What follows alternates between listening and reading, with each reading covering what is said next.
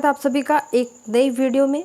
और इस वीडियो में हम DDU LLB का एंट्रेंस एग्ज़ाम डिस्कस करेंगे और देखेंगे कि कितने प्रश्न। सबसे पहला जो पॉइंट है 20 क्वेश्चन आपके लैंग्वेज से होंगे, 10 हिंदी से, 10 इंग्लिश से।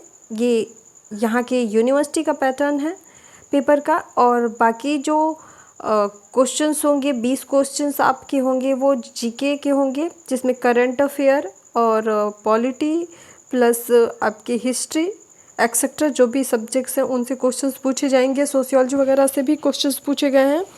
और बाकी जो आपके 60 क्वेश्चंस होंगे, ठीक है, सॉरी, इसके बाद जो आपके 60 क्वेश्चन बच रहे हैं वो 60 क्वेश्चन आपके किससे पूछे जाएंगे, वो आपके लीगल एप्टीट्यूड से पूछे गए हैं। और लीगल एप्टीट्यूड में सबसे ज़्यादा जो क्वेश्चंस की संख्या है पूछे जाने की वो आपके कॉन्स्टिट्यूशनल लॉ से पूछी गई है।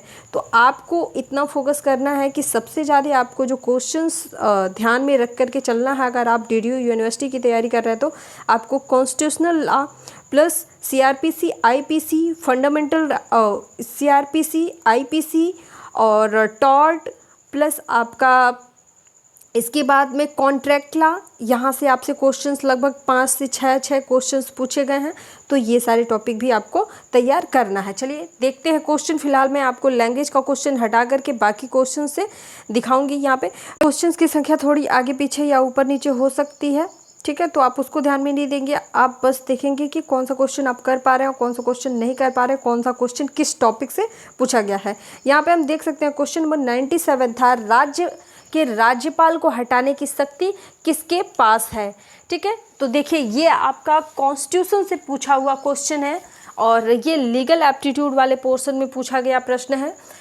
यहाँ पे क्वेश्चन नंबर 40 के बाद जो भी 41 to 100 क्वेश्चन थे वो लीगल एप्टीट्यूड में पूछे गए थे। और लीगल एप्टीट्यूड में पूछा गया है राज्य के राज्यपाल को हटाने की शक्ति किसके पास है, ये कॉन्स्टिट्यूशनल लॉ है।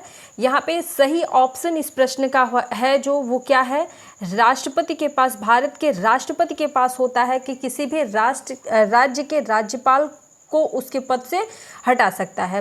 प्रश्न संख्या यहाँ पे 98 है, ठीक है, प्रश्न संख्या 98 है, निम्न में से कौन अस्थाई सदन है। ठीक है, अब एक चीज़ जान लीजिए, संसद की बात हो रही है यानी कि कॉन्स्टिट्यूशनल लॉ, ठीक है, कॉन्स्टिट्यूशन की बात हो रही है। यहाँ पे समझेंगे कि संसद के 2 सदन होते हैं, एक होता है उच्च सदन, एक होता है निम्न सदन। और हम इसको हम अन्य नाम से भी जानते हैं, जिसे हम लोकसभा और राज्यसभा के नाम से भी जानते हैं। इसमें से राज्यसभा जो होता है ये क्या होता है, अस्थाई सदन होता है, ये कभी भंग नहीं हो सकता है।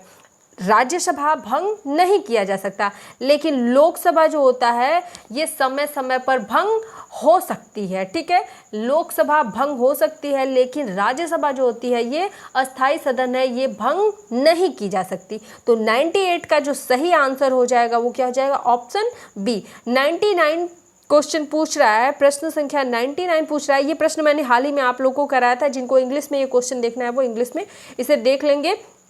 यहाँ पे 99 क्वेश्चन हाल ही की वीडियो में मैंने आपको कराया था कि किशोर न्याय अधिनियम 2000 के अंतर्गत किशोर शब्द से क्या तात्पर्य है, यानी कि किशोर शब्द को आप परिभाषित करेंगे। जो आप किशोर शब्द बताया गया है ये मतलब कितने वर्ष का बालक जो होगा वो किशोर कहलाएगा। ठीक है, कुल मिला के ये समझ लीजिए। तो यहाँ पे जो सही आंसर है इस प्रश्न का वो है ऑप्शन डी, 18 वर्ष से कम आयु के बालक क्या कहलाएंगे, किशोर कहलाएंगे। 18 वर्ष तक के नहीं, 18 वर्ष से कम के आयु के जो भी बालक होंगे वो क्या कहलाएंगे, किशोर कहलाएंगे।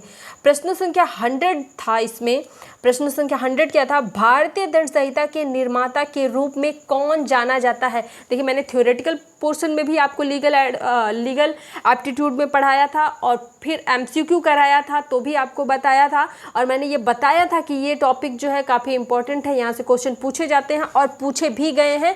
तो देखिए यहाँ पे आप खुद अपनी आंखों से देख सकते हैं कि 2020 में DDU एंट्रेंस एग्जाम में पूछा गया है कि भारतीय दंड संहिता के निर्माता कौन है। ठीक है, ये क्वेश्चन आपसे पूछा गया है कि भारतीय दंड संहिता के निर्माता कौन है। यहाँ पे आपको इसका आंसर बिल्कुल पता होगा जिन लोगों ने ये वीडियो देखी होगी मेरी, कि जिसमें मैंने ये सारी चीज़ें पढ़ाई हैं। तो लॉर्ड मैकाले जो है वो क्या है, IPC के जनक माने जाते हैं, या फिर हम इन्हें कह सकते हैं कि ये आईपीसी के निर्माता भी माने जाते हैं। ऑप्शन सी हो जाएगा इस प्रश्न का सही आंसर। चलिए अगला प्रश्न था 93 एक सिविल लॉ की श्रेणी में नहीं आता है। ये प्रश्न भी मैंने आप सभी लोगों को पढ़ाया है। देखिए मेरा पढ़ाया हुआ प्रश्न कितना ज़्यादा इम्पॉर्टेंट है, यानी कि आप अभी तक मेरी वीडियोस को अगर सही से नहीं देखे हैं तो जा करके लीगल एप्टीट्यूड की सभी वीडियोस को देख लीजिए। अभी मैं यहाँ पे आपको दिखाऊंगी कि करंट अफेयर से भी बहुत सारे क्वेश्चन पूछे जाते हैं। इस 2020 के पेपर्स में तो करंट अफेयर के क्वेश्चन का बहुत स्कोप नहीं था, बट 2021 में जो पेपर आया था 2021 में, इसमें क्वेश्चंस आपके करंट अफेयर के बहुत ही ज़्यादा पूछे गए थे, तो इसलिए मैं बोलूँगी कि करंट अफेयर पर फोकस जरूर करिएगा। चलिए अगला प्रश्न है, कौन एक सिविल लॉ की श्रेणी में नहीं आता है? नहीं शब्द दिया हुआ है, ध्यान रखेंगे। यहाँ पे इस प्रश्न का जो सही आंसर है वो क्या है? भारतीय दंड संहिता जो है ये सिविल लॉ की श्रेणी में नहीं आता है। ये दंड विधि है। ये क्या है? आईपीसी क्या है? दंड विधि है। ये एक प्रोसेस नहीं है, ठीक है। तो आईपीसी जो है ये सिविल लॉ की श्रेणी में नहीं आता है। सिविल लॉ की श्रेणी में आती है क्या क्या चीज़ें हैं? तो सिविल लॉ की श्रेणी में जो चीज़ें आती हैं उनको आप जान लीजिए। व्यावसायिक कानून, औद्योगिक कानून, भागीदारी कानून, ये किस में आते हैं? सिविल लॉ की श्रेणी में आते हैं। चलिए प्रश्न संख्या 94 है, स्वतंत्रता प्राप्ति के बाद पहला विधि आयोग बना। क्या बात मैंने मतलब जो प्रश्न आपको पढ़ाए हैं बिल्कुल यहाँ से प्रश्न वो पुटअप किए गए हैं। तो आप देख सकते हैं कि 94 क्वेश्चन भी आपको मैंने पढ़ाया है और ये आपकी 2020 में पूछा हुआ प्रश्न है। और जब मैंने पहला ही सेशन पढ़ाया था, पहला ही वीडियो बनाया था जिसमें मैंने पूरी डिटेल में पढ़ाया था कि ये चीज़ें इंपॉर्टेंट है और ये चीज़ें हैं, तो वहाँ पे ही मैंने बता दिया था कि कब पहला विधि आयोग बना था। पहले ही वीडियो में जो इसका बेसिक मतलब कि इसके लीगल एप्टीट्यूड के नेचर्स हैं, आपके विधि का जो नेचर है, क्लासिफिकेशंस है, उसमें ही मैंने आपको बता दिया था कि कब पहला विधि आयोग बना था और जो 21वें विधि आयोग के अध्यक्ष थे वो कौन थे, पहले विधि आयोग के अध्यक्ष कौन थे और 22वां विधि आयोग में अध्यक्ष का पद नियुक्त है। ये सारी डिटेल मैंने आपको बताई थी। तो जिन लोगों ने अभी तक पहली वीडियो नहीं देखी होगी, मैं वीडियो के एंड में उसका लिंक जो है प्रोवाइड करा दूंगी। आप क्या करेंगे, उस वीडियो को ज़रूर देख लीजिएगा। देखिए मैं ज़्यादा से ज़्यादा आपको वीडियो इसलिए नहीं प्रोवाइड कर पाती हूँ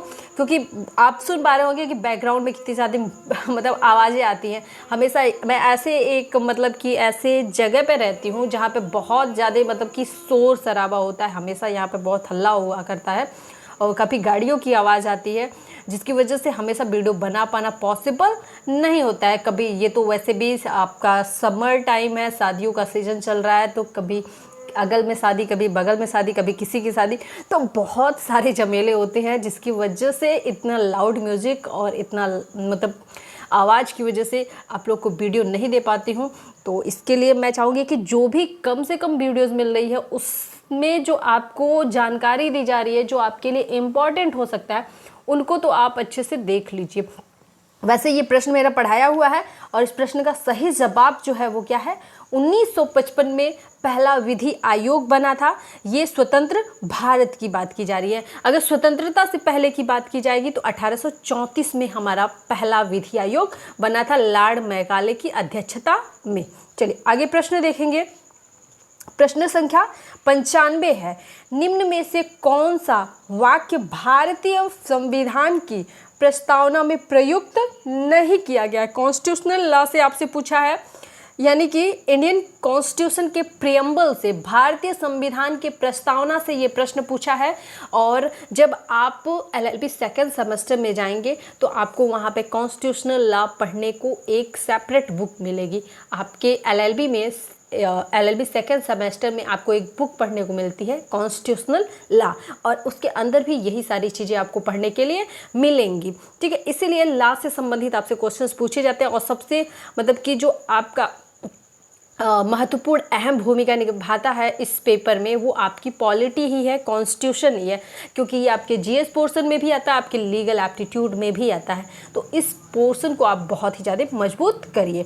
चलिए यहाँ पे प्रश्न है, निम्न में से कौन सा वाक्यांश भारतीय संविधान की प्रस्तावना में प्रयुक्त नहीं किया गया है? एकजुटता शब्द जो है ये हमारे देश की जो हमारा देश का प्रियम्बल है उसमें प्रयुक्त नहीं किया गया है। बाकी जो शब्द हैं समाजवाद, पंथ निरपेक्ष और बंधुता, ये शब्द क्या है हमारे देश की संविधान की प्रियम्बल में अंकित है, ठीक है ना, दिए हुए हैं। चलिए आगे प्रश्न देखते हैं। प्रश्न संख्या 96 है, भारतीय संविधान के किस अनुच्छेद के द्वारा उच्चतम न्यायालय द्वारा घोषित विधि सभी न्यायालयों पर बाध्यकारी होगा?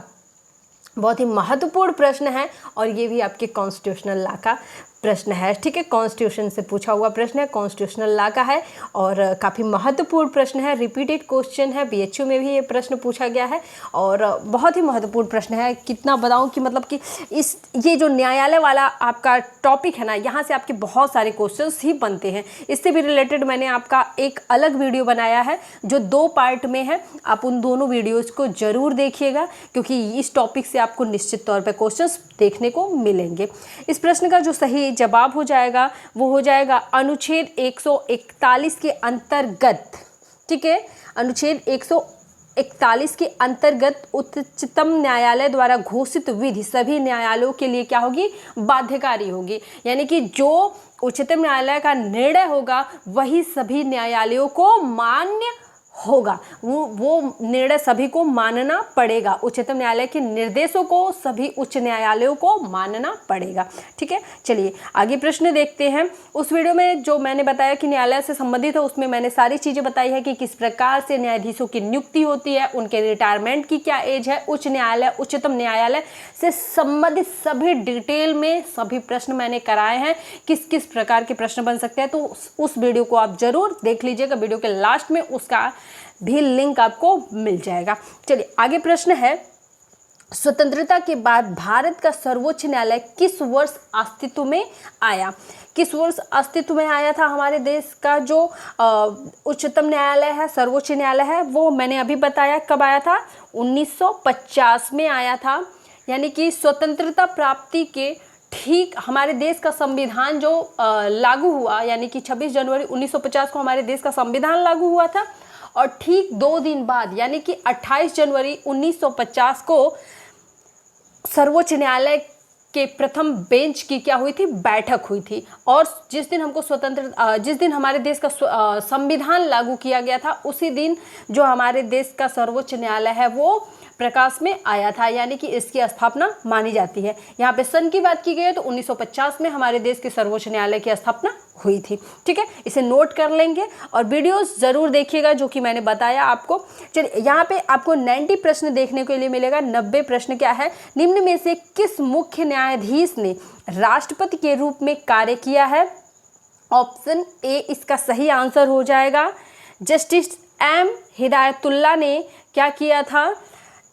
ये एक न्यायाधीश थे और ये राष्ट्रपति के रूप में, कार्यवाहक राष्ट्रपति के रूप में कार्य किए थे और ये अब तक के एकमात्र ऐसे न्यायाधीश हैं जिन्होंने राष्ट्रपति के रूप में कार्य किया है, ठीक है। तो इस प्रश्न को भी आप देख लेंगे। चलिए आगे प्रश्न है, भारतीय दंड संहिता की किस वर्ष अधिनियमित किया गया है? भारतीय दंड संहिता जो है किस वर्ष अधिनियमित किया गया है, ये भी मेरा पढ़ाया हुआ प्रश्न है।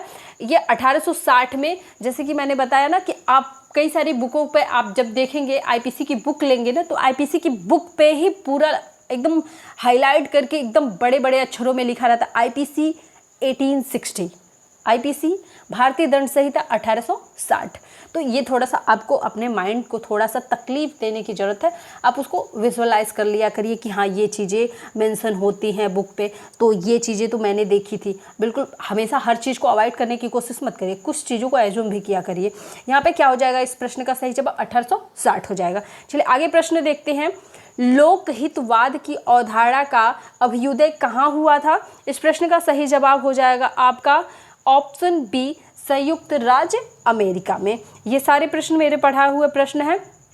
प्रश्न संख्या 85 है, संयुक्त राष्ट्र की स्थापना हुई थी।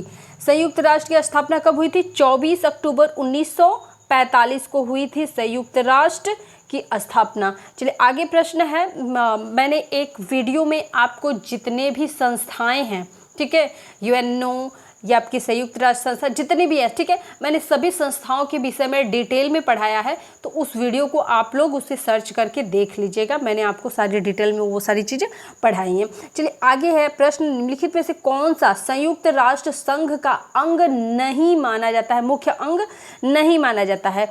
यहाँ पे ऑप्शन आपको दिख रहा होगा, अंतर्राष्ट्रीय श्रम संगठन, ये अपने आप में ही आपको देखने को मिला। अंतर्राष्ट्रीय इंटरनेशनल लेवल का जो श्रम संगठन है ये तो अलग ही संगठन है ना, तो ये क्या है, संयुक्त राष्ट्र संघ के अकॉर्डिंग नहीं आता है। ऑप्शन सी क्या हो जाएगा इस प्रश्न का सही जवाब हो जाएगा। अगला प्रश्न है, अधिवक्ता दिवस कब मनाया जाता है, इंपॉर्टेंट प्रश्न है ये 3 दिसंबर को मनाया जाता है। चलिए आगे प्रश्न है, मंत्रिपरिषद सामूहिक रूप से किसके प्रति उत्तरदायी होता है। तो मंत्रिपरिषद सामूहिक रूप से लोकसभा के प्रति उत्तरदायी होता है। मंत्रिपरिषद किसके प्रति उत्तरदायी होता है, लोकसभा के प्रति उत्तरदायी होता है। लोकसभा एक अस्थायी सदन है, ये भंग की जा सकती है। राज्यसभा अस्थायी सदन है, ठीक है। चलिए आगे प्रश्न देखेंगे, प्रश्न संख्या 81 है, संविधान का भाग 3 संबंधित है। आप सभी देख पा रहे होंगे कि कॉन्स्टिट्यूशन लॉ से आपसे कितने ज़्यादा प्रश्न पूछे गए हैं। तो यहाँ पे है प्रश्न, संविधान का भाग 3 किससे संबंधित है, मौलिक अधिकारों से संबंधित। और यहाँ पे एक चीज़ मैं आपको बता दूँ कि मौलिक अधिकार, फंडामेंटल राइट, ये सारे फंडामेंटल राइट, फंडामेंटल ड्यूटीज़, ये जो 2 टॉपिक्स हैं, और यहाँ पे एक प्रेसिडेंट का जो टॉपिक है और आपका पार्लियामेंट, ये 4 टॉपिक सबसे ज़्यादा इंपॉर्टेंट है कॉन्स्टिट्यूशन में। यहाँ से भर भर के क्वेश्चंस आपसे पूछे जाएंगे, और मैंने अभी तक जितने क्वेश्चंस कराए उससे भी आप देख सकते हो कि कितने सारे क्वेश्चंस कॉन्स्टिट्यूशन से पूछे गए हैं और किस टॉपिक से। तो एक बार एनालाइज करिएगा आप लोग कि कहाँ से कितने क्वेश्चंस पूछे जा रहे हैं, ठीक है। यहाँ पे मैंने आपको बता दिया मुझे जो इंपॉर्टेंट लगा, इसके बाद आपका मन है कि आप किस अकॉर्डिंग पढ़ना चाहते हैं। प्रश्न संख्या 82 है, निम्नलिखित उपबंधों में से कौन मूलभूत कर्तव्यों से संबंधित है। देखिए अभी मैंने बताया फंडामेंटल ड्यूटी से क्वेश्चन पूछा है। यहाँ पे आप देख सकते हैं 51A जो है फंडामेंटल ड्यूटी से संबंधित है, मौलिक कर्तव्यों से, मूल कर्तव्यों से संबंधित है। इसमें भारतीय संविधान में मौलिक कर्तव्यों को किस अनुच्छेद के अकॉर्डिंग रखा गया है, तो ये आपके 51A में रखा गया है। अब एक चीज़ मैं यहाँ पर डिस्कस करूँगी कि जब आपके देश का संविधान बना था तो भारतीय नागरिकों के लिए 7 मूल अधिकार दिए गए थे, जिसमें संपत्ति का मूल अधिकार था, जिसे बाद में संविधान संशोधन करके हटा दिया गया और उसे विधिक अधिकार करार दे दिया गया, जिसे वर्तमान समय में अनुच्छेद 300 क के अकॉर्डिंग संरक्षित यानी कि रखा गया है, ठीक है। ये क्वेश्चन भी आपसे पूछ सकता है कि किस अनुच्छेद के तहत संपत्ति के अधिकार को विधिक अधिकार मतलब कि बनाया गया, तो अनुच्छेद 300 क के अकॉर्डिंग। यहाँ पे इसके बाद जो है जब हमारा संविधान बना तो उस समय मौलिक अधिकार तो 7 थे, लेकिन अभी वर्तमान में कितने हैं, 6 हैं, ठीक है, क्योंकि संपत्ति के अधिकार को जो है हटा दिया गया। लेकिन जो आपके मौलिक कर्तव्य हैं, ये मौलिक कर्तव्य संविधान में नहीं थे। तो यदि आपसे प्रश्न पूछे कि मूल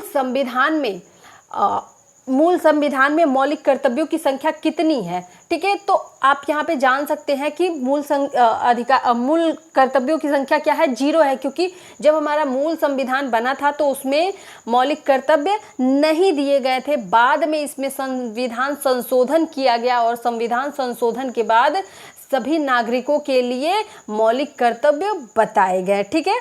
तो मौलिक कर्तव्य बाद में इसमें मेंशन किया गया, क्योंकि भाग 4 में क्या चीज़ें हैं, भाग 4 में डीपीएसपी राज्य के नीति निर्देशक तत्व रखे गए हैं, इसलिए भाग 4 क में क्या रखा गया है, मौलिक कर्तव्य रखा गया है, जो अनुच्छेद 51A से ए में संरक्षित है। चलिए आगे देखते हैं। आगे का प्रश्न जो हमारा है 83 प्रश्न है, निम्नलिखित में से कौन भारतीय संविधान सभा का अध्यक्ष था, ठीक है। संविधान सभा का अध्यक्ष कौन था, ये प्रश्न कई बार रिपीटेड है और बहुत बार पूछा जाता है, तो इसको आप लोग थोड़ा सा कंफ्यूज मत होइएगा, इसको एक बार एकदम रट लीजिएगा, ठीक है।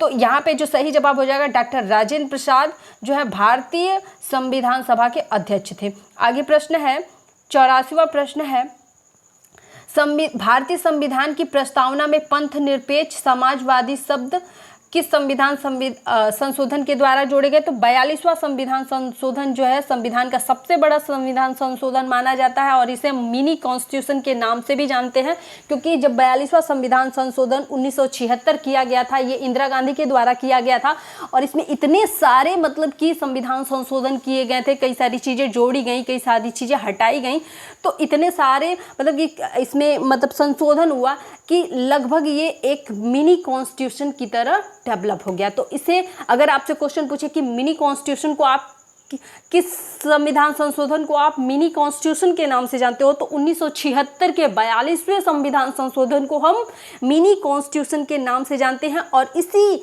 संविधान संशोधन के द्वारा संविधान में पंथ निरपेक्ष और समाजवाद शब्द को जोड़ा गया था। चलिए आगे प्रश्न देखते हैं। आशा करती हूँ ये वीडियो आप सभी को समझ में आ रही होगी, सारे टॉपिक समझ में आ रहे होंगे। देखिए क्वेश्चन से संबंधित जितने भी प्रश्न बन सकते हैं या कभी और पूछे गए हैं मैं आपको बता दे रही हूँ, ताकि आने वाले समय में यदि ये प्रश्न आपसे पूछे जाएं तो आपको किसी भी प्रकार की कोई दिक्कत ना हो। क्वेश्चन नंबर 77 है, निम्नलिखित अनुच्छेदों में से कौन सा भारतीय संविधान के अंतर्गत प्राथमिक शिक्षा के मौलिक अधिकार की गारंटी देता है? 21A, अनुच्छेद 21A क्या करता है? प्राथमिक शिक्षा के मौलिक अधिकार की गारंटी देता है। अब यहाँ पे मैं आपको बता दूं कि ये आपके फंडामेंटल राइट के अकॉर्डिंग आता है। 6 से 14 वर्ष के बालकों की जो प्राथमिक शिक्षा है उसकी गारंटी कौन लेता है? वो मौलिक अधिकार लेते हैं। मौलिक अधिकारों के अकॉर्डिंग 6 से 14 वर्ष के बालकों के लिए जो शिक्षा है प्राथमिक, वो क्या है? कंपल्सरी है। कंपल्सरी मतलब सभी बच्चे शिक्षित हों और इसलिए इसे क्या किया जाता है? संविधान में रखा गया है और सभी बच्चों को निःशुल्क शिक्षा प्रोवाइड की जाती है। आप प्राइमरी स्कूल में देखते होंगे उनको मिड डे मील, सुबह का नाश्ता, ड्रेस, कॉपी, बुक, कपड़े, जूते, मतलब उनके पढ़ने की, उनके अपनी पर्सनल ज़रूरत की जितनी भी ज़रूरत की चीज़ें हैं सभी प्रोवाइड की जाती है, ताकि देश का कोई भी बच्चा प्राथमिक शिक्षा से वंचित ना रहे, क्योंकि ये हर एक बच्चे का फंडामेंटल राइट है। ये ऐसा नहीं है कि प्राइमरी स्कूल में जो बच्चों को बहुत सारी फैसिलिटी दी जाती है, पढ़ने के लिए सारी चीज़ें दी जाती है, तो सरकार हमारे ऊपर कोई एहसान कर रही है, तो ऐसा बिल्कुल नहीं है। ये हमारे संविधान में क्या है? दिया गया है कि 6 से 14 वर्ष की जो प्राथमिक पाठशाला है, जो प्राथमिक शिक्षा है, ये क्या है? कंपल्सरी है। इसे बिल्कुल निःशुल्क प्रदत्त किया जाए, दिया जाए। ठीक है, चलिए आगे प्रश्न देखते हैं। तो अगर कभी एज से संबंधित पूछे तो आपको याद रखना है 6 से 14 वर्ष के बालकों के लिए। प्रश्न संख्या 78 है, उच्चतम न्यायालय के न्यायाधीशों की निवृत्ति की आयु क्या होती है? सेवानिवृत्त की आयु क्या होती है? बहुत ही महत्वपूर्ण प्रश्न है। यहाँ पे आप देख सकते हैं कि उच्चतम न्यायालय के न्यायाधीशों की जो सेवानिवृत्त की रिटायरमेंट की एज होती है 65 वर्ष होती है। वहीं पर उच्च न्यायालय के न्यायाधीशों की रिटायरमेंट की जो एज होती है वो 62 वर्ष होती है। ये दोनों में डिफरेंस होते हैं, तो ये सारी चीज़ों को आपको ध्यान में रखना है और हड़बड़ा के कभी भी क्वेश्चन जल्दबाजी में नहीं। ध्यान दीजिए, उच्चतम न्यायालय, उच्च न्यायालय, सुप्रीम कोर्ट या फिर नॉर्मल कोर्ट की बात की जा रही है, आपको ये ध्यान में देना है। ठीक है, चलिए आगे प्रश्न है 79 प्रश्न है, निम्नलिखित में से कौन भारतीय संविधान के अंतर्गत एक मौलिक अधिकार नहीं है? देखिए मौलिक अधिकार से कितने सारे प्रश्न पूछे गए हैं। मौलिक अधिकार ने संपत्ति का अधिकार, मैंने बताया ना कि 7वां जो मूल अधिकार था, मूल संविधान में हमें दिया गया था। मूल संविधान का मतलब जब हमारा संविधान बना, ठीक है, उसके बाद तो संविधान संशोधन होते गए। तो यहाँ पे संपत्ति का अधिकार हमारा 7वां मूल अधिकार था, लेकिन 42वें संविधान संशोधन के अंतर्गत इसमें क्या किया गया? चेंजेस किया गया और संपत्ति के अधिकार को बदल करके क्या कर दिया गया? इसे विधिक अधिकार बता दिया गया। और विधिक अधिकार जब संपत्ति का अधिकार हो गया तो ये अब मौलिक अधिकार के अकॉर्डिंग नहीं आएगा, तो ऑप्शन बी इस प्रश्न का सही जवाब हो जाएगा। चलिए आगे है, राज्यसभा की अधिकतम सदस्य संख्या कितनी होती है? मैंने बताया ना कि पार्लियामेंट से भी आपसे बहुत ज़्यादा प्रश्न पूछे जाते हैं। इससे पहले भी मैंने 3 प्रश्न करा दिया पार्लियामेंट से, लोकसभा या राज्यसभा जिससे भी कराया। ठीक है, तो लोकसभा राज्यसभा पार्लियामेंट के ही अंग हैं, पार्ट हैं। तो यहाँ पे आप देख सकते हो राज्यसभा से एक क्वेश्चन और आपसे पूछा है। यहाँ पे पूछ रहा है कि राज्यसभा के सदस्यों की अधिकतम जो संख्या होती है वो कितनी होती है? 250 होती है। ठीक है, इसे आपको ध्यान रखना है। राज्यसभा के अधिकतम सदस्यों की संख्या कितनी होती है? लोकसभा के सदस्यों की संख्या कितनी होती है, ठीक है, ये सारी चीज़ें आपको याद रखनी है। चलिए अगला प्रश्न है, भारतीय सर्वोच्च न्यायालय की प्रथम महिला, अब देखिए भारतीय सर्वोच्च न्यायालय की प्रथम महिला, ठीक है, सर्वोच्च न्यायालय मतलब उच्चतम न्यायालय, उच्च न्यायालय की प्रथम मुख्य महिला न्यायाधीश कौन थी, इस प्रकार से भी प्रश्न पूछ सकता है। तो आपको हर एक प्रश्न को बहुत ही बारीकी से समझना होगा। यहाँ पे पूछा है सर्वोच्च न्यायालय की प्रथम महिला न्यायाधीश कौन थी, तो ये थी आपकी कौन थी, न्यायमूर्ति फातिमा बीबी थी, ठीक है। तो इसका सही जवाब क्या हो जाएगा, ऑप्शन सी हो जाएगा, फातिमा बीबी। चलिए आगे प्रश्न देखते हैं। प्रश्न संख्या 73 है, टॉर्ट अपकृत्य, ठीक है। आप जब फर्स्ट सेमेस्टर में होंगे एलएलबी फर्स्ट सेमेस्टर में, तो आपको वहाँ पे अपकृत्य यानी कि टॉर्ट एलएलबी फर्स्ट सेमेस्टर में टॉर्ट पढ़ने के लिए मिलेगा। यहाँ पे आपको दिया है टॉर्ट का अर्थ क्या है, तो टॉर्ट जो है ये एक दीवानी दोष है। आप फर्स्ट सेमेस्टर में पूरी एक बुक पढ़ने के लिए अपकृत्य की मिलेगी। ये क्या है, एक दीवानी दोष है। अंतर्राष्ट्रीय न्यायालय स्थित है, कहाँ पे स्थित है, अंतर्राष्ट्रीय न्यायालय हेग में स्थित है। देखिए आप देख सकते हैं कि न्यायालय से संबंधित कितने प्रश्न आपके क्वेश्चन बुकलेट में पूछे गए हैं। मानवाधिकार दिवस मनाया जाता है, तो आपको मैं बता दूं कि ह्यूमन राइट आपके एलएलबी सेकेंड सेमेस्टर में एक सेपरेट बुक आपको पढ़ने को मिलेगी, यानी कि एक अलग से बुक पढ़ने को मिलेगी जिसका नाम होगा ह्यूमन राइट्स, ठीक है। ह्यूमन राइट आपको पढ़ने को मिलेगा। और यहाँ पे आपके ह्यूमन राइट डे की बात की जा रही है। मानवाधिकार दिवस कब मनाया जाता है, ये मनाया जाता है 10 दिसंबर को। तो समझ लीजिए कि सब कुछ जो आप अभी एग्ज़ाम में दे रहे हो ना, वो आपको कल डिटेल में पढ़ना है। बस आपसे ये जाना जा रहा है कि जो जानकारी आपको डिटेल में देनी है उससे आपका ताल्लुक थोड़ा बहुत है कि नहीं, आप उस चीज़ को जानने के लिए इच्छुक हैं या नहीं, यही पैटर्न है। तो आप थोड़ा सा अपना दिमाग अच्छे से लगाइएगा और सभी वीडियोज़ को अच्छे से देखिएगा। जितनी भी लीगल एप्टीट्यूड, करंट अफेयर की प्रश्न हैं, सभी को देखेंगे तो ज़रूर ही आप चीज़ों को एंजॉय भी करेंगे और अच्छी से आपकी तैयारी भी होती रहेगी।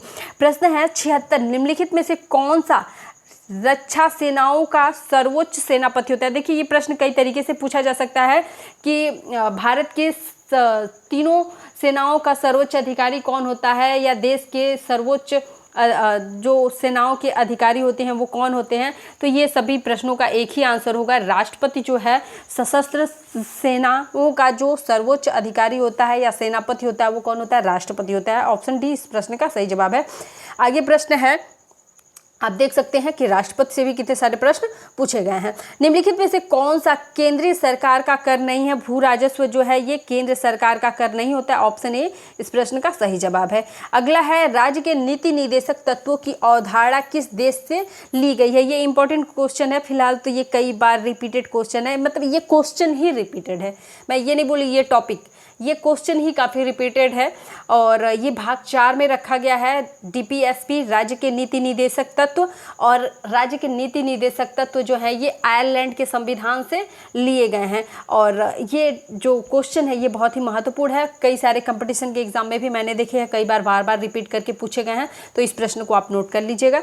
आगे प्रश्न है, संविधान सभा द्वारा भारतीय संविधान को अंगीकृत किया गया, यानी कि अंगीकृत कब किया गया था, तो 26 नवंबर 1949 को किया गया था। अंगीकृत कब किया गया था, 26 नवंबर 1949 को किया गया था। बी आंसर इसका सही हो जाएगा। निम्नलिखित में से कौन सा सुरक्षा परिषद का अस्थायी सदस्य नहीं है, तो सुरक्षा परिषद का अस्थायी सदस्य जापान नहीं है। इस प्रश्न का सही जवाब हो जाएगा ऑप्शन बी। इसके बाद हमारा 63वां प्रश्न है, गिरवी रखी जा सकती है। ठीक है, आईपीसी से प्रश्न पूछा है, गिरवी कौन सी वस्तु रखी जा सकती है, तो गिरवी रखी जा सकती है केवल चल संपत्ति ही गिरवी रखी जा सकती है। 64वां प्रश्न है, भारत के संविधान के किस भाग में राज्य के नीति निदेशक तत्व रखे गए हैं। अभी मैंने बताया भाग 4 में आपके नीति निदेशक तत्व रखे गए हैं। आगे पूछा है, साझेदारी फर्म के लिए कॉन्ट्रैक्ट लॉ से आपसे क्वेश्चन पूछा है, साझेदारी फर्म के सृजन के लिए कम से कम कितने व्यक्तियों का होना चाहिए, तो ये आपके कॉन्ट्रैक्ट लॉ से है। कॉन्ट्रैक्ट लॉ आपको contract law first LLB first semester में पढ़ने को मिलेगा, और कॉन्ट्रैक्ट लॉ सेकंड जो है इसका सेकंड भाग आपको एलएलबी सेकंड सेमेस्टर में भी इसको देखने को मिलेगा। यानी कि कॉन्ट्रैक्ट लॉ आप एलएलबी पूरे साल में पढ़ेंगे, 2 भाग में पढ़ेंगे, एक LLB फर्स्ट सेमेस्टर में, एक सेकेंड सेमेस्टर में। यहाँ पे 2 व्यक्तियों का साझेदारी, पार्टनरशिप, सिर्फ अकेले तो आप खुद से पार्टनरशिप नहीं करोगे, खुद के साथ मतलब अपना पार्टनर नहीं बनोगे, तो कोई ना कोई तो होना चाहिए। तो एक से अधिक या फिर मतलब 2 व्यक्तियों का होना जो है यहाँ पे कंपल्सरी होता है। चलिए बी आंसर इसका सही हो जाएगा। इसके बाद है भारत के संविधान का कौन सा अनुच्छेद बंधुआ मजदूरी के विरुद्ध है? तो अनुच्छेद 23 जो है ये बंधुआ मजदूरी के विरुद्ध है, अनुच्छेद 23, ऑप्शन सी।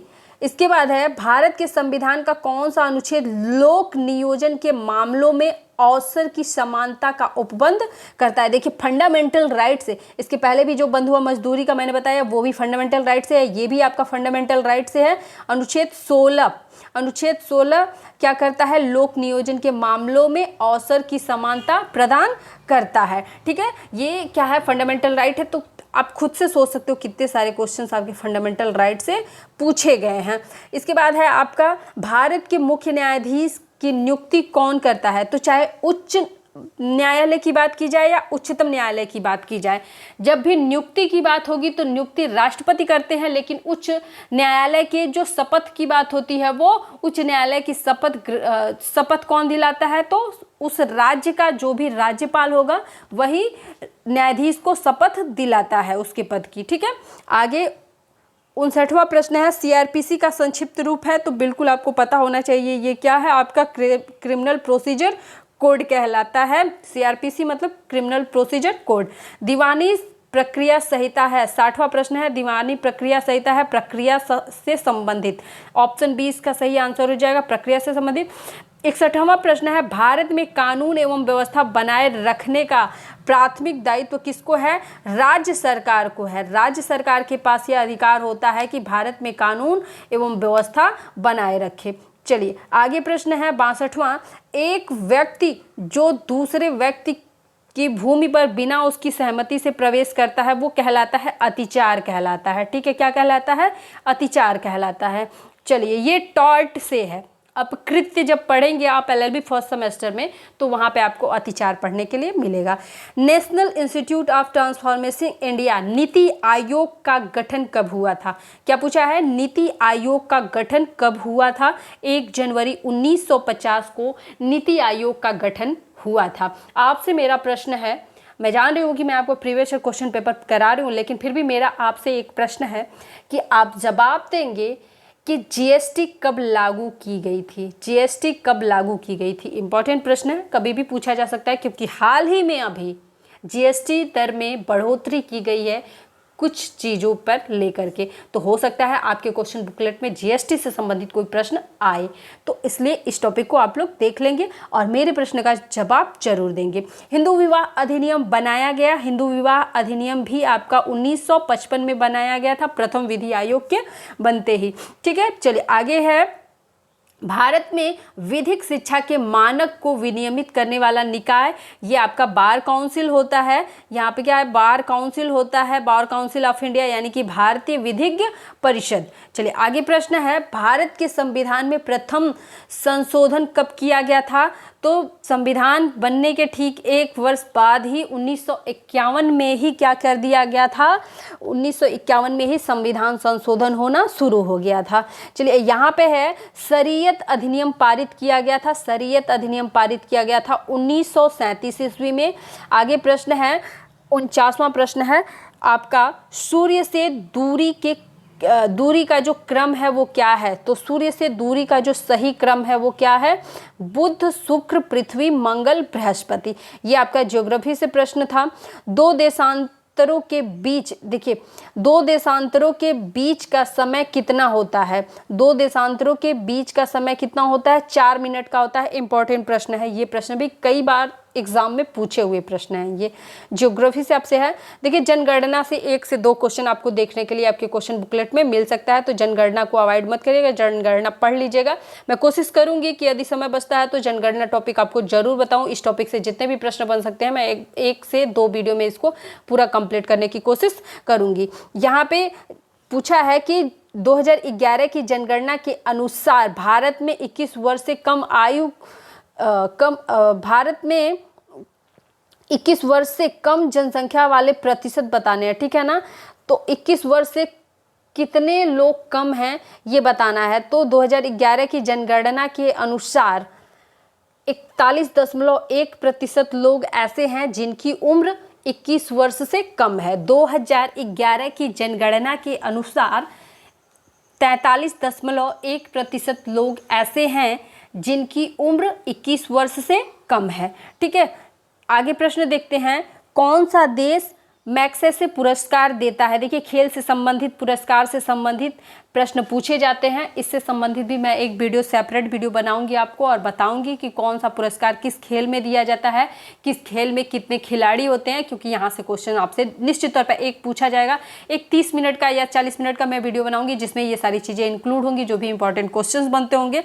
तो आप भी मुझसे ये एक थोड़े थोड़े समय पर आप वीडियो में कमेंट कर देंगे ना कि ये टॉपिक आप पढ़ा दीजिए, तो शायद मेरे दिमाग से भी ये ना निकले और मैं आपको अगर कोई टॉपिक छूट जाए तो आप लोग अगर याद दिलाते रहेंगे तो मैं वो टॉपिक आपको प्रोवाइड करते रहूँगी। हो सकता है कई सारी चीज़ें पढ़ानी है, मैंने वीडियो में बहुत सारी चीज़ें बताई कि ये पढ़ाना है आपको, लेकिन हो सकता है शायद कुछ ही चीज़ें पढ़ाऊँ, कुछ ही चीज़ें बच जाएं। तो आप कमेंट करेंगे तो मैं आपके सारे कमेंट्स पढ़ती हूँ, तो ज़रूर वो चीज़ें मेरे माइंड में आएंगी और मैं आपके सारे जो भी टॉपिक हैं उनको कंप्लीट कराऊंगी। फिलहाल मैं अपनी तरफ से कोशिश कर रही हूँ कि ये चीज़ें आपके लिए इंपॉर्टेंट है, ये चीज़ें आ सकती हैं, लेकिन आपको भी कोशिश करना है कि ये चीज़ें छूट रही हैं, आपको एक बार मेंशन करना है कि मैम ये चीज़ें हमको पढ़ा दीजिए। ठीक है, गेम से संबंधित कौन कौन से पुरस्कार दिए जाते हैं जल्दी ही मैं आपको पढ़ाऊँगी। मैग्सेसे पुरस्कार दिया जाता है फिलीपींस में। ठीक है, ये फिलीपींस के द्वारा आयोजित किया जाता है ये पुरस्कार। चलिए, 44वां प्रश्न दिया था कि निम्नलिखित में से कौन सी ग्रीन हाउस गैस नहीं है? ग्रीन हाउस गैस नहीं है, हीलियम जो है ये ग्रीन हाउस गैस नहीं है। अच्छा, सूर्य में कौन सी गैस होती है? सबसे ज़्यादा भरपूर मात्रा में हीलियम गैस से ही मिलकर के आपका सूर्य बना हुआ है। ठीक है, ये ध्यान रखिएगा। चलिए, अगला प्रश्न है, रावत भाटा ऊर्जा का केंद्र से संबंधित है। किससे संबंधित है? ये अणु शक्ति से संबंधित है, एटॉमिक पावर से संबंधित है। किससे संबंधित है? एटॉमिक पावर से। अगला जो प्रश्न हमारा है, निम्नलिखित में कौन एक संघात्मक राज्य है? मलेशिया क्या है? संघात्मक राज्य है। मलेशिया क्या है? एक संघात्मक राज्य है। आगे प्रश्न है 47वां, वह देश जो सार्क का सदस्य नहीं है। तो सार्क का सदस्य म्यांमार जो है ये सार्क का सदस्य नहीं है। ऑप्शन डी क्या हो जाएगा? सही हो जाएगा। आगे प्रश्न है, भारत में घड़ियाल परियोजना कब शुरू गई थी? तो घड़ियाल परियोजना 1975 में शुरू की गई थी। ठीक है ना, घड़ियाल परियोजना ये आपका ईवीएस से पूछा हुआ क्वेश्चन है। घड़ियाल परियोजना 1975 में शुरू किया गया था, ईवीएस। ठीक है, इन्वायरमेंटल साइंस से। अगला प्रश्न है आपका, ये भी इन्वायरमेंटल साइंस से है। सर्वाधिक जैव विविधता है किस देश में? सर्वाधिक जैव विविधता है, इसका सही आंसर हो जाएगा ऑप्शन ए, ब्राज़ील में सर्वाधिक जैव विविधता पाई जाती है। आगे प्रश्न है आपका, जीके से प्रश्न है, प्याज, आलू एवं अदरक है। तो प्याज, आलू, अदरक ये क्या होते हैं? तना होते हैं, जड़ नहीं होते हैं। ठीक है, बहुत ज़्यादा स्मार्ट बनने की कोशिश मत करना, ये जड़ नहीं, ये तना होते हैं, गलती मत करना, ये तना होते हैं। ठीक है, चलिए आगे क्या है, वनस्पति तेल से वनस्पति घी बनाने के लिए किस गैस का प्रयोग किया जाता है? हाइड्रोजन गैस का प्रयोग किया जाता है और इस प्रोसेस को हम हाइड्रोजनीकरण के नाम से जानते हैं। किसके नाम से जानते हैं? हाइड्रोजनीकरण के प्रोसेस के थ्रू क्या किया जाता है? वनस्पति तेल को वनस्पति घी में परिवर्तित किया जाता है। आगे प्रश्न है, विटामिन डी की कमी से होने वाला रोग कौन सा है? सूखा रोग होता है, जिसे हम रिकेट्स के नाम से जानते हैं। रिकेट्स के नाम से जानते हैं। इसमें क्या होता है? शरीर की हड्डियां टेढ़ी हो जाती हैं और शरीर बिल्कुल सूखा पड़ जाता है। जैसे कमजोरी होती है ना, बिल्कुल दुबले पतले, शरीर टेढ़ा हो जाना, मतलब कुपोषण का जो शिकार होता है उसी को हम रिकेट्स बोलते हैं। विटामिन डी की कमी से ऐसा होता है। और विटामिन डी का जो सबसे अच्छा स्रोत होता है वो सुबह की सबसे फ्रेश धूप जो होती है ना, मतलब बिल्कुल सुबह की 8 बजे के अंदर की जो सूर्य से आने वाली किरणें होती हैं, पहली किरणें जो होती हैं उनको अपने बॉडी पे आप डेली ऑब्जर्व करते हो तो आपके शरीर के अंदर कभी भी विटामिन डी की कमी नहीं होने पाएगी। चलिए आगे प्रश्न है 43वां प्रश्न, भारत के किस राज्य को जैविक राज्य का दर्जा दिया गया है? तो जैविक राज्य का दर्जा मिला है सिक्किम को। आगे प्रश्न है, डब्ल्यू को इंटरनेट में जाना जाता है, वर्ल्ड वाइड वेब के नाम से जाना जाता है। जब भी आप नेट पे कोई भी चीज़ें सर्च करते हैं तो उसका फुल फॉर्म लिख करके आ जाता है, ठीक है। ये चीज़ें आपको ध्यान में रखनी है। पैतृक गुणों का संवाहक होता है डीएनए। देखिए, जब भी कोई बात होती है और प्रूफ की बात होती है कि ये इनका संतान है कि नहीं है, या ये इनके मतलब घराने से ताल्लुक़ रखते हैं कि नहीं रखते हैं, तो वहाँ पे क्या होता है, हमेशा डीएनए टेस्ट की बात होती है। यानी कि पैतृक गुणों का संवाहक होता है क्या, डीएनए होता है। जब आपको पता करना हो, मतलब फ़र्क पता करना हो या बिल्कुल पता करना हो कि मतलब मेरा जो बेटा है वो असली में मेरा बेटा है या मेरी बेटी है या नहीं है, तो आप डीएनए टेस्ट करा करके उसको प्रूफ कर सकते हैं कि आप मतलब आपके डीएनए क्या करेंगे, मैच करेंगे। एक पिता का डीएनए उसके बच्चे से क्या होगा, मैच करेगा। ये कहने का मेरा तात्पर्य है। ओके, ये चीज़ों को समझिएगा। अगला प्रश्न है, कंप्यूटर वायरस है, सॉफ्टवेयर है। कंप्यूटर वायरस क्या होता है, हार्डवेयर नहीं होता है। अच्छा, जो कंप्यूटर में जो वायरस होते हैं उन्हें आप टच कर पाते हो क्या, फील कर पाते हो क्या?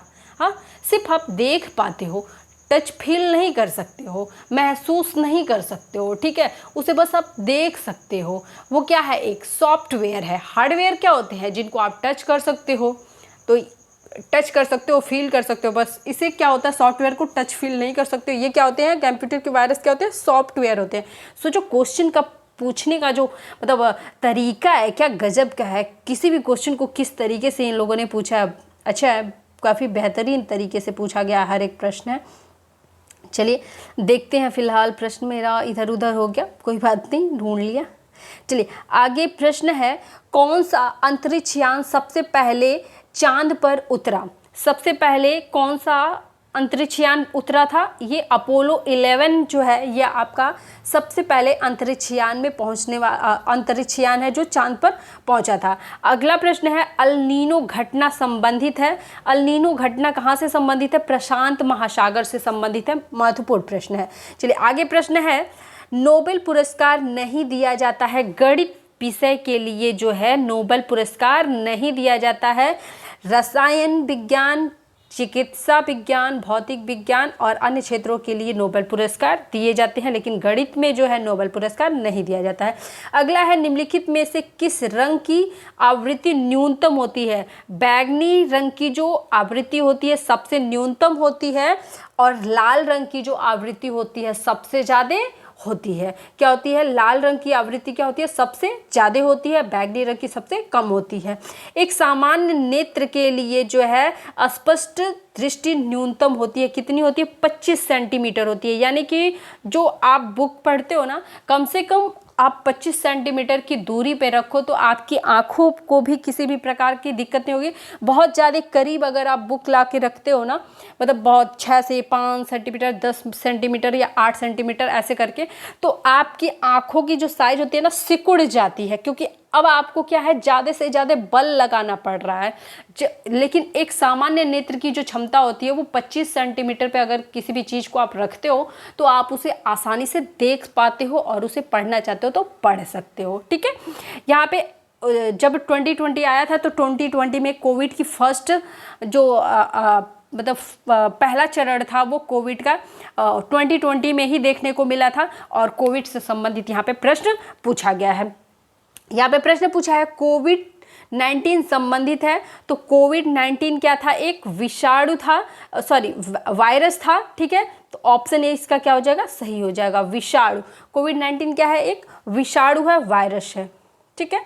आगे प्रश्न था, सूर्य की विकिरण ऊर्जा के लिए कारक परिघटना है। तो सूर्य में क्या होता है? नाभिकीय संलयन होता है। हीलियम के छोटे छोटे कण क्या होते हैं? इकट्ठा होते हैं, और उसी के कारण क्या होता है? प्रकाश आपको इतना सारा देखने को मिलता है। इसमें नाभिकीय संलयन होता है। नाभिकीय विखंडन का मतलब होता है कि जो भी नाभिकीय ऊर्जा है वो छोटे छोटे पार्ट में टूटे, लेकिन यहाँ पे टूटता नहीं है, इकट्ठा होता है, ठीक है।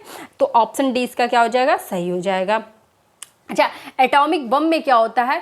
अणु बम में क्या होता है? इसमें जो होता है आपका, इसमें आपका नाभिकीय विखंडन होता है, ठीक है। बम में क्या होती है? चीज़ें फटती हैं, और जो ऊर्जा होता है वो क्या होता है, अलग अलग होती है। और जो आपका सूर्य का काम है, इसमें क्या होती है, नाभिकीय संलयन की प्रक्रिया होती है। ठीक है, नाभिकीय विखंडन की बात की जाएगी तो जो भी आपके ये बम से संबंधित होते हैं, हाइड्रोजन बम हो गया, एटॉमिक बम हो गया, ये सब में होता है। और जो आपका सूर्य में जो प्रक्रिया होती है, इसमें नाभिकीय संलयन की बात की जाती है। अगला प्रश्न है दिन दिवस से संबंधित। आपने देखा मानवाधिकार दिवस पूछा गया था, यहाँ पे आपका जो है उपभोक्ता दिवस पूछा गया है। और आपका पिछले साल 2021 में पूछा गया था महिला दिवस कब मनाया जाता है, और आपका पूछा गया था हिंदी दिवस कब मनाया जाता है। चलिए मैं पेपर डिस्कस करूंगी आपसे। कई सारे प्रश्न जो है दिन दिवस से पूछे गए थे, तो दिन दिवस आपके लिए इम्पॉर्टेंट है। जो महत्वपूर्ण दिन दिवस से संबंधित वीडियो होगा, मैं आपको एक वीडियो प्रोवाइड कर दूंगी। यहाँ पे आप देख सकते हो कि उपभोक्ता दिवस किस तिथि को मनाया जाता है, तो ये मनाया जाता है 15 मार्च को मनाया जाता है। चलिए आगे प्रश्न देखते हैं। भारतीय संसद का गठन होता है, देखिए जीके के क्वेश्चन में भी आपके कॉन्स्टिट्यूशन के प्रश्न देखने को मिल गए, देखे ना कितना महत्वपूर्ण है ये। तो ये आपके भारत के राष्ट्रपति जो हैं ये संसद का गठन करते हैं। भारत के संसद का गठन कौन करता है, ये लोकसभा, राज्यसभा और राष्ट्रपति, ये 3 मुख्य अंग माने जाते हैं संसद के। संसद के 3 मुख्य अंग कौन कौन से हैं, लोकसभा, राज्यसभा और राष्ट्रपति। चलिए आगे है, आगे हमारा क्या प्रश्न है, सॉरी पेजेस कहाँ गए, काफ़ी एक सेकेंड, जस्ट वेट करिएगा थोड़ा सा आप लोग, पेजेस काफ़ी इधर उधर हो गए। क्वेश्चन आई थिंक क्वेश्चंस लगभग ख़त्म होने वाले ही हैं। जी हाँ, तो यहाँ पे हमने उपभोक्ता दिवस देख लिया और भारतीय संसद का गठन कब होता है ये भी देख लिया। और अब लास्ट प्रश्न है भारत का राष्ट्रपति चुनाव किया जाता है। तो भारत के जो राष्ट्रपति का चुनाव होता है, मैंने बोला राष्ट्रपति टॉपिक जो है काफ़ी इंपॉर्टेंट है। यहाँ से ऑप्शन डी सही हो जाएगा। संसद के सभी निर्वाचित सदस्यों एवं राज्य विधानसभाओं के निर्वाचित सदस्यों द्वारा क्या किया जाता है, राष्ट्रपति का चुनाव कराया जाता है। ठीक है ना। राष्ट्रपति के चुनाव में कौन कौन भाग लेता है, सभी निर्वाचित सदस्य, संसद के सभी निर्वाचित सदस्य एवं विधानसभा के निर्वाचित सदस्य जो हैं राष्ट्रपति के चुनाव में भाग लेते हैं। तो यदि आज का सेशन पसंद आया है तो वीडियो को लाइक करिएगा, चैनल को सब्सक्राइब कर लीजिएगा, वीडियो को अधिक से अधिक शेयर करिएगा। किसी भी प्रकार का कोई डाउट होगा तो कमेंट कर लीजिएगा, और वीडियो नहीं समय से पहुंच पाती है तो उसके लिए आप लोग परेशान मत होइएगा, क्योंकि जब भी माहौल मिलता है, थोड़ी सी शांति मिलती है, तो मैं आपके लिए वीडियो बनाती हूँ। फिलहाल बस आप इतना कमेंट कर दिया करिए कि इस टॉपिक पे ये वीडियो बना दीजिए, तो मैं आपको कोशिश करूंगी जितना भी टाइम मिल पाएगा कि मैं आपको वीडियो प्रोवाइड कर दूं। ठीक है। अगर वीडियो पसंद आए तो प्लीज़ लाइक कर देना। वीडियो देखने के लिए धन्यवाद।